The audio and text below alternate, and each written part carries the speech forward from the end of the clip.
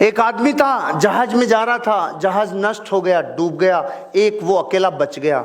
वो किसी टापू पे चला गया और टापू पे जाने के बाद 2-3 दिन तक तो भगवान को गालियां देता रहा, तूने कहाँ लाके पटक दिया, मैंने ही जिंदगी में तेरा क्या बिगाड़ा था, मैंने किसी का कुछ नहीं बिगाड़ा, यहाँ लाके पटक दिया, मुझे यहाँ कौन बचाएगा, भगवान कोई बचाने नहीं आ रहा। 3 दिन तक गालियां दे के थक गया। तो फिर उसने थोड़ी लकड़ियां काटी, थोड़ी सी झोंपड़ी बनाई, थोड़ा जीवन जीने के लिए सहारा बनाया और थोड़ा सा रहने लगा और अपना शिकार करके और आसपास में जो टापू पे कुछ होता था वो खा के अपना काम चलाया, फल फ्रूट खा के काम चलाया और झोंपड़ी बना ली। 10-15 दिन से जिंदगी आराम से चल रही थी।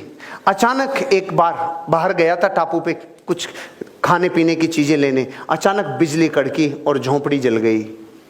अब की बार आके तो माथा फोड़ फोड़ के गालियां देने लग गया, भगवान ओ तेरे को इतना बड़ा अन्याय करना था क्या, ये था जो भी जला दिया तूने, तेरे जैसा निर्दयी कोई नहीं है। गालियां दे के थक के रात को सो गया। सुबह उठा तो एक जहाज उसको लेने आया और आके उन्होंने जगाया, उठो। तो उसने कहा तुम कैसे आए? कि ये तूने जो धुआं की थी ना, ये जो धुआं की थी, इस धुआं को देख के आए। होश उड़ गए, होश उड़ गए। रात को तुम्हें गालियां दे रहा था कि मेरी झोंपड़ी जला दी, अगर ये नहीं जलती रे तो मुझे ये बचाने कैसे आते रे। इस देश के, इस दुनिया के लाखों करोड़ों लोगों की जिंदगी की झोंपड़ी जब जलती है तो वो ऐसे ही विश्व को गालियां देते हैं।